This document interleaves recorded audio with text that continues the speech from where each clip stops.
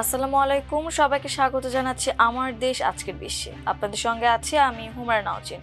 দর্শক, শুরুতেই জানিয়ে দেব সংবাদ শিরোনাম। হরমুজ প্রণালীতে মার্কিন বাহিনীর জন্য অপেক্ষায় আইআরজিসি। পারস্য উপসাগরে তেলবাহী ট্যাঙ্কারে ইরানের হামলা।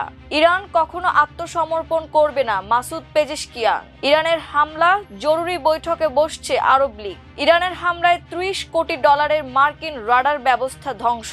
ইরানের সীমান্ত এলাকা দখলে কুর্দিদের উস্কাচ্ছে ইসরায়েল। যুক্তরাজ্যের ঘাঁটিতে মার্কিন B-1 ল্যান্সার বোমারু বিমানের অবতরণ। ট্রাম্পের শান্তি পরিষদে যোগদান স্থগিত ইন্দোনেশিয়ার। দর্শক, শুনছিলেন সংবাদ শিরোনাম, এবারে বিস্তারিত। হরমুজ প্রণালী দিয়ে জাহাজ পারাপারে মার্কিন সামরিক বাহিনীর পাহারার অপেক্ষায় রয়েছে ইরানের ইসলামিক বিপ্লবী গার্ড বাহিনী আইআরজিসি। আঞ্চলিক যুদ্ধের কারণে কৌশলগতভাবে গুরুত্বপূর্ণ এই জলপথে বর্তমান জাহাজ চলাচল স্থবির হয়ে পড়েছে।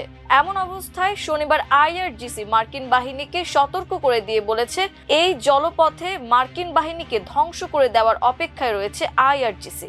এর আগে যুক্তরাষ্ট্রের জ্বালানি মন্ত্রী ঘোষণা দেন, যথাযথ সময়ে নৌবাহিনী এই প্রণালী দিয়ে জাহাজ চলাচলে পাহারা দেওয়ার প্রস্তুতি নিচ্ছে। মার্কিন মন্ত্রীর এই ঘোষণার পর ইরানের বিপ্লবী গার্ডস বাহিনীর মুখপাত্র আলী মোহাম্মদ নাইনি বলেন, আমরা তাদের উপস্থিতির অপেক্ষায় আছি।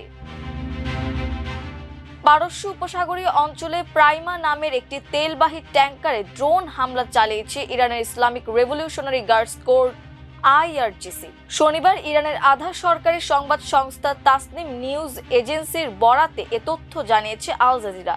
আইআরজিসি জানিয়েছে, হরমুজ প্রণালীতে জাহাজ চলাচল নিষিদ্ধ এবং পরিস্থিতি অনিরাপদ হওয়া সত্ত্বেও নৌবাহিনীর বারবার দেওয়া সতর্ক বার্তা উপেক্ষা করায় ট্যাঙ্কারটিকে লক্ষ্যবস্তু করা হয়েছে। প্রতিবেদনে বলা হয়েছে, আজ শনিবার সকালে আইন লঙ্ঘনকারী ট্যাঙ্কারটির ওপর এই হামলার ঘটনা ঘটে। মেরিন ট্রাফিক ওয়েবসাইটের তথ্য অনুযায়ী প্রাইমা একটি তেল ও রাসায়নিক পদার্থ বহনকারী ট্যাঙ্কার, যা মাল্টার পতাকাবাহী হিসেবে নিবন্ধিত।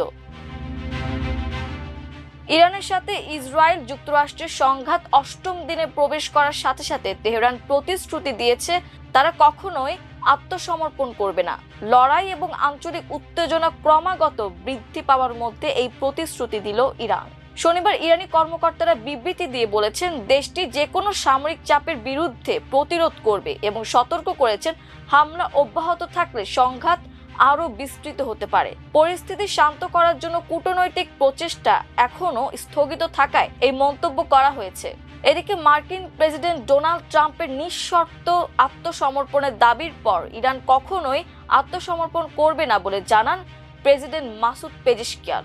শনিবার প্রকাশিত জনসাধারণের উদ্দেশ্যে সম্বোধন করা ভিডিও বার্তায় পেজেশকিয়ান ইরানের মহৎ জনগণের প্রতি কৃতজ্ঞতা প্রকাশ করেছেন। মার্কিন যুক্তরাষ্ট্র এবং ইহুদিবাদী শাসনের অপ্রীতিকর আগ্রাসনের যুদ্ধের মুখোমুখি হওয়ায় নিজেদের মধ্যে বিদ্যমান পার্থক্য দূরে সরিয়ে রাখতে জনগণের প্রতি আহ্বান জানিয়েছেন। কয়েকটি আরব দেশের ভূখণ্ডে ইরানের সাম্প্রতিক হামলার প্রেক্ষিতে সৌদি আরব, কুয়েত, কাতার, ওমান, জর্ডান ও মিশরের অনুরোধে আরব লীগের পররাষ্ট্রমন্ত্রীরা জরুরি বৈঠকে বসেছেন। বৈঠকটি রোববার ভিডিও কনফারেন্সের মাধ্যমে অনুষ্ঠিত হবে। শনিবার আরব লীগের সহকারী মহাসচিব হোসাম জাকি বার্তা সংস্থা AFP-কে বৈঠকের বিষয়টি নিশ্চিত করেছেন। তিনি জানান, বিভিন্ন আরব দেশের অনুরোধে বৈঠকটি ডাকা হয়েছে। গত 28 ফেব্রুয়ারি যুক্তরাষ্ট্র ও ইসরায়েল ইরানে ব্যাপক হামলা শুরু করলে জবাবে ইরান গালফ অঞ্চলের কিছু দেশ ও যুক্তরাষ্ট্রের লক্ষ্যবস্তুতে হামলা চালাতে শুরু করে। আরব লীগের মহাসচিব আহমেদ আবুল ঘেইত এক বিবৃতিতে বলেন, প্রতিবেশী আরব দেশগুলোর ওপর ইরানের হামলা আন্তর্জাতিক আইনের স্পষ্ট লঙ্ঘন। তিনি আরও উল্লেখ করেন, এই হামলা শুধু আইনের লঙ্ঘনই নয়, বরং সুপ্রতিবেশী সম্পর্কের মৌলিক নীতির ওপর আঘাত করেছে।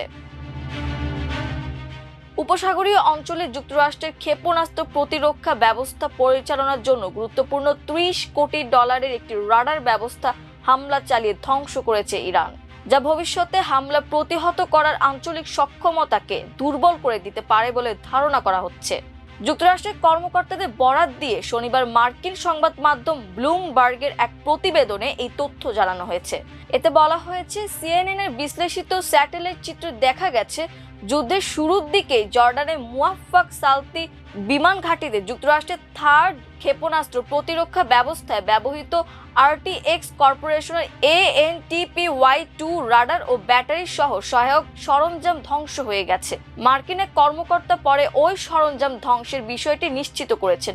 ব্লুমবার্গ বলেছে, বিশ্বজুড়ে মোট 8টি থার্ড ক্ষেপণাস্ত্র প্রতিরক্ষা ব্যবস্থা রয়েছে যুক্তরাষ্ট্রে, যার মধ্যে দক্ষিণ কোরিয়া ও গুয়ামও অন্তর্ভুক্ত। Centre for strategic and international স্টাডিজের তথ্য অনুযায়ী প্রতিটি ব্যাটারির মূল্য প্রায় $1 বিলিয়ন, যার মধ্যে প্রায় $30 কোটি রাডারের জন্য ব্যয় হয়। ইসরায়েল যুক্তরাষ্ট্রের সঙ্গে তেহরানের যুদ্ধের সুযোগ কাজে লাগিয়ে ইরানের সীমান্তবর্তী কিছু শহর দখলের আশা দেখা কুর্দি সশস্ত্র গোষ্ঠীগুলোকে তেল আবিব বিমান হামলা চালিয়ে সহায়তা করছে। সশস্ত্র এই গোষ্ঠীগুলোর সঙ্গে ইসরায়েলের আলোচনা বিষয়ে অবগত 3টি সূত্র বার্তা সংস্থা রয়টার্সকে কথা জানায়। ইরাকে অবস্থান করা কুর্দি সশস্ত্র বাহিনীগুলো ইরানে অভিযানে নামতে পারে এ ধারণা সবার নজর কাড়ে শুক্রবার মার্কিন প্রেসিডেন্ট ডোনাল্ড ট্রাম্প কুর্দিরা সীমান্ত টপকে গেলে চমৎকার হবে এমন মন্তব্যের পর। আকাশপথে যুক্তরাষ্ট্র ইসরায়েলের মুহুর্মুহু হামলা মোকাবেলা করতে থাকা ইরান সীমান্তে কুর্দিদের তৎপরতা শুরু হলে বড়সড় বিপদ পড়ে যেতে পারে। কখন কিভাবে ইরানের নিরাপত্তা বাহিনীর ওপর হামলা করা যেতে পারে তা নিয়ে এই মিলিশিয়ারা এরই মধ্যে ওয়াশিংটনের সঙ্গে কথা বলেছে বলে রয়টার্স আগে এক প্রতিবেদনে জানিয়েছিল।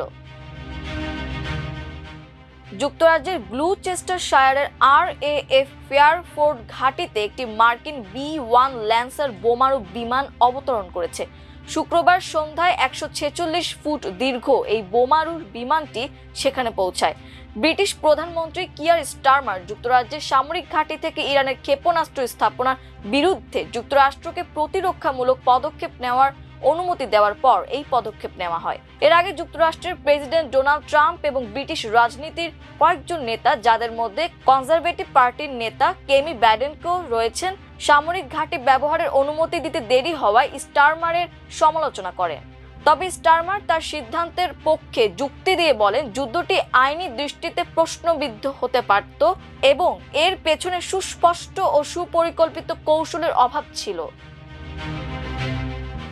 মধ্যপ্রাচ্যে সামরিক উত্তেজনা বাড়তে থাকায় যুক্তরাষ্ট্রের প্রেসিডেন্ট ডোনাল্ড ট্রাম্প প্রস্তাবিত শান্তি পরিষদ উদ্যোগ নিয়ে সব ধরনের আলোচনা স্থগিত করার ঘোষণা দিয়েছে ইন্দোনেশিয়া।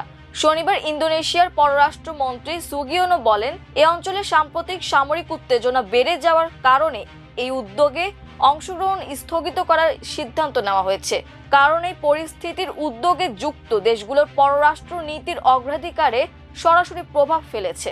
তিনি বলেন, এখন আন্তর্জাতিক মনোযোগ ইরানের সঙ্গে সংঘাতের পরিণতির দিকে চলে গেছে। পাশাপাশি ইন্দোনেশিয়া উপসাগরীয় অঞ্চলের অংশীদার দেশগুলোর সঙ্গে ঘনিষ্ঠ আলোচনা করবে, কারণ চলমান হামলা ও বাড়তে থাকা উত্তেজনায় তারা সরাসরি প্রভাবিত হচ্ছে। এই পরিষদ ইন্দোনেশিয়ার অংশগ্রহণকারী দেশটির ভেতরে রাজনৈতিক ও ধর্মীয় বিভিন্ন গোষ্ঠীর তীব্র সমালোচনার মুখে পড়েছে। তাদের মতে, ট্রাম্প প্রশাসনের নেতৃত্বে থাকা এই উদ্যোগে যোগ দিলে জাকার্তায় দীর্ঘদিনের ফিলিস্তিন সমর্থন নীতির ক্ষতি হতে পারে। দর্শক, এই ছিল আমার দেশ আজকের বিশ্বে। এতক্ষণ আমাদের সঙ্গে থাকার জন্য অসংখ্য ধন্যবাদ। আল্লাহ হাফিজ।